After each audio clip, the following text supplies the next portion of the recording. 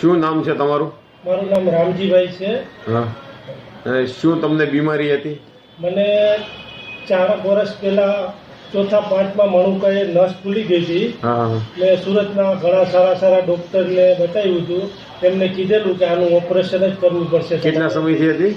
એ 2 વર્ષ થયા હતી. 2 વર્ષ. બરાબર. એનું ઓપરેશન કરવું પડશે ને આ ઓપરેશન અમદાવાદ જ થશે.